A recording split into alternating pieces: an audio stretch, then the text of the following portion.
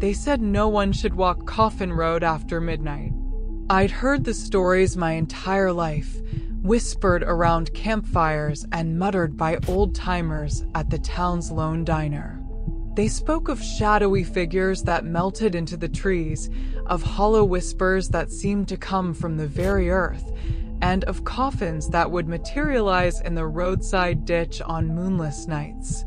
For me, it was always just a story, a piece of Appalachian folklore designed to scare kids into obedience.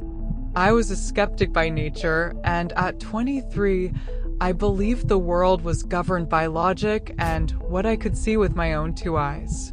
But that was before the night everything changed. My world had recently crumbled. My girlfriend, Sarah, had left me, and the final, gut-wrenching twist was that she had left me for my best friend, Mark. The betrayal was a fresh, open wound, and it festered in the crowded living room where our mutual friends had gathered. They were all there, including Sarah and Mark, their new coupled constant, smirking reminder of my failure. The conversation turned to dares, as it often did, and someone mentioned Coffin Road. I saw the look in Mark's eyes, a challenge, a test to see if I was still the person I used to be. My pride, brittle and raw, couldn't refuse. "I'll do it," I said, my voice cutting through the nervous laughter. "I'll walk the whole length alone at midnight and bring back proof." The words were out before I could reconsider, a desperate attempt to prove my courage to people who no longer respected it. Coffin Road was a forgotten scar of asphalt and gravel that wound for 5 miles through the dense woods at the foot of the Blue Ridge Mountains. That night, as I stood at its entrance, the arch of gnarled oak and pine trees seemed to swallow the sky, allowing only thin, silvery streaks of moonlight to pierce the canopy. The name, I remembered, came from the 19th century, when funeral wagons would take this rough, direct route to the cemetery, sometimes losing their somber cargo to the jarring ruts and holes. I shook my head, physically trying to dispel the old tales as I took my first step past the crooked, weathered sign. The moment I did, the warm, humid night air stilled, and a profound silence descended. It was as if someone had thrown a heavy blanket over the world, muffling the crickets and the rustle of nocturnal life. The only sound was the frantic beating of my own heart. I clicked on my phone's flashlight, its beam a frail, modern intrusion into the ancient dark. I started walking, the crunch of gravel under my sneakers echoing with an unnatural loudness. Each step felt like a violation, a disturbance of a peace that was never meant to be peaceful. The woods weren't just quiet, they were listening.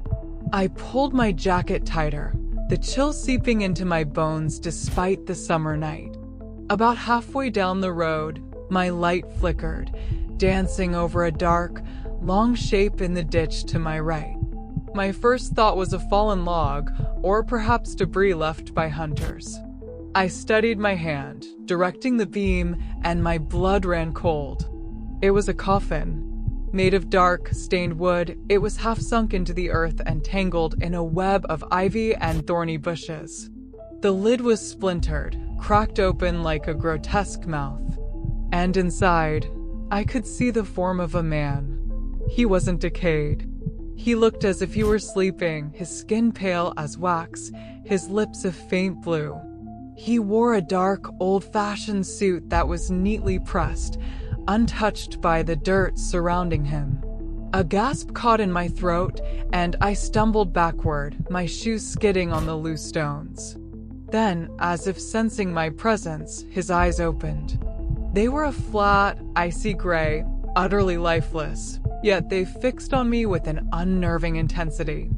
I didn't wait. A scream tore from my lips, and I spun around, running blindly back the way I had come, driven by a primal terror I had never known. When I dared a glance over my shoulder, the ditch was empty. Only weeds and shadows remained. The coffin and the man had vanished. I burst out of the tree line, chest heaving, and made it back to my car. My friends were still at the house, and they greeted my frantic return with dismissive laughter and rolled eyes. "You saw a shadow, man," Mark said, clapping me on the back with a condescending grin. But I knew it wasn't a shadow. The memory of that pale, staring face was seared into my mind. And more than the fear, I was haunted by a strange, persistent feeling of recognition.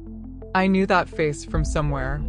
I lay in bed that night, staring at the ceiling, the man's features replaying behind my eyelids. Just as sleep was about to claim me, it hit me with the force of a physical blow. I had seen him in a black and white photograph hanging in my grandmother's hallway. It was her brother, my great-uncle David, who had supposedly vanished without a trace in the summer of 1973. The memory triggered another, older one. My grandmother, in a rare, unguarded moment when I was a teenager, had pulled me close and whispered a family secret she said I was old enough to know. She told me David hadn't just disappeared. He had been killed. And my grandfather was responsible. I had brushed it off then, attributing it to the ramblings of an aging mind. But now the pieces clicked into a horrifying picture. If David had been murdered decades ago, why did he look as though he had been laid to rest only yesterday? The pull to return was irresistible, a morbid curiosity mixed with a desperate need for answers. The following night, I went back. It was a foolish risk, but I felt compelled, as if the road itself was reeling me in.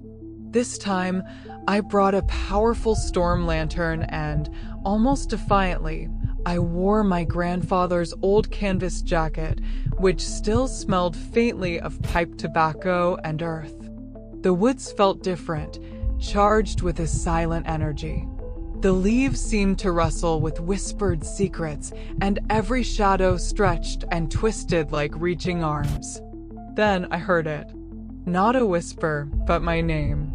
Emily. It was a dry, rasping sound, like wind over dead leaves. My lantern swung toward the ditch, and there he was again. Uncle David, now sitting upright in his coffin, his head cocked at an unnatural angle. A slow, grim smirk stretched his blue-tinged lips. "You know the truth now," he said, his voice a hollow echo in the still air. "Your grandfather killed me. Not for land. Not for money. For love." The words iced my veins. Love? My grandfather and grandmother had been married for over 50 years. Who else could he have loved enough to commit such an act? I didn't need to voice the question. The answer surfaced from the depths of my own family knowledge, ugly and undeniable. My mother. David's voice slithered back to me. She was young, so beautiful. I loved her first, but he wanted her. He couldn't stand the thought of me having what he desired. His lifeless eyes held mine, and I saw no forgiveness in them, only a cold, ancient bitterness. And now you walk this road because you're just like her. The same blood runs in your veins. You know how to betray. You know how to take what isn't yours. The accusation struck a devastating chord. My relationship with Sarah had been far from perfect. In the months before she left, I had been emotionally distant, secretly flirting with an old flame online. I was not the innocent victim I had portrayed myself to be. The capacity for betrayal was indeed in me. The coffin groaned as David stood, his form tall and imposing despite his spectral pallor. "You'll end up here, Emily. Buried on Coffin Road, just like me. Unless..." He leaned forward, the smell of damp soil and decay washing over me. "You finish what your grandfather started." I didn't need him to elaborate. The chilling implication was clear. He wanted revenge. He wanted my mother's blood. A violent no erupted from me as I stumbled back, my mind reeling. This was insanity. Ghosts weren't real. They didn't demand murder.